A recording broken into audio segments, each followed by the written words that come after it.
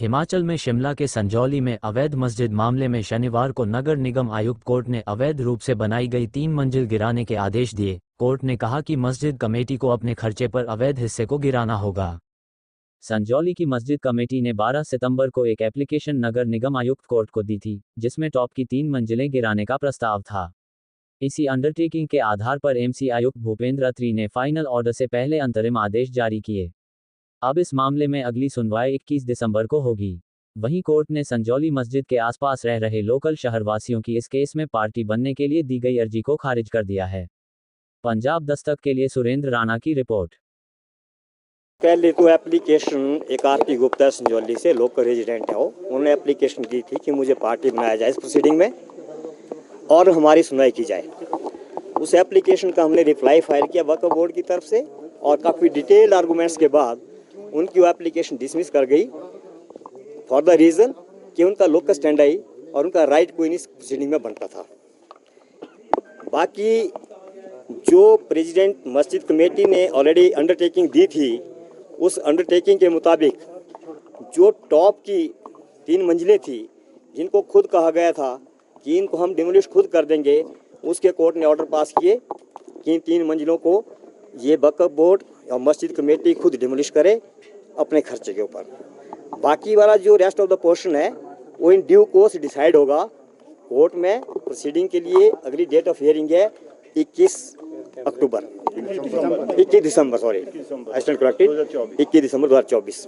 कितने महीने का समय दिया गया है सर? कितने 2 महीने का टाइम दिया गया है वो जो ऊपर वाली जो 3 मंजिलें हैं उनको डिमोलिश करने का। सर कोर्ट ने माना है कि वायलेशन थी सर कंस्ट्रक्शन? नहीं, वायलेशन का मानने का नहीं है क्योंकि वक्फ बोर्ड और मस्जिद कमेटी ने खुद ही लिख करके दे दिया था कि हम उसको डिमोलिश कर देंगे, तो डिमोलिश कर दिया गया। तो सेकंड फ्लोर किसको माना जाएगा सर? ग्राउंड फ्लोर को? देखिए वो तो अभी डिटेल्ड ऑर्डर पढ़ के पता लगेगा, वो तो मैं भी नहीं बता पाऊंगा क्योंकि डिटेल्ड ऑर्डर मेरे पास भी नहीं है। सर आप फैसले से कोर्ट की सेटिस्फाइड है क्या?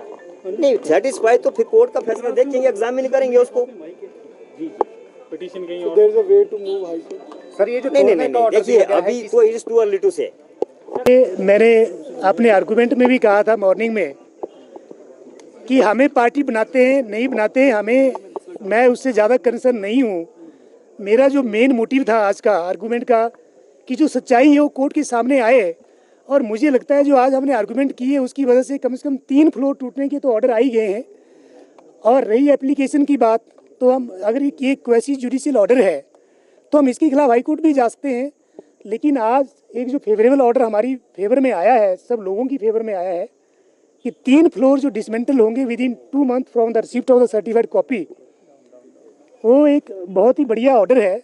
तो मुझे लगता है कि हाईकोर्ट जाने की जरूरत नहीं है, क्योंकि कमिश्नर साहब ने जो दूसरा ऑर्डर किया है उस ऑर्डर में उन्होंने कहा है कि जो ये 2 जो फ्लोर बच गए हैं, ग्राउंड फ्लोर और फर्स्ट फ्लोर, इसको भी तोड़ा जाएगा। इसकी जो रूटीन की कार्यवाही है वो 21 दिसंबर को इसकी सुनवाई होगी कि क्या जो वक्फ बोर्ड है या कोई जो प्रेसिडेंट मुस्लिम वेलफेयर कमेटी के हैं, क्या वो कोई उसकी जो रिक्वायरमेंट है, जो डॉक्यूमेंट्स की फुलफिलेशन है, उसको करते हैं या नहीं करते हैं। तो मुझे लगता है कि इनके पास कोई ऐसा रिकॉर्ड नहीं है जिसे साबित करें कि ये ज़मीन हमारी है।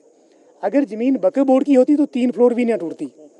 अगर 3 टूट गई है तो मुझे लगता है सर कि ये 2 मंजिल भी जो है ये टूट जाएगी।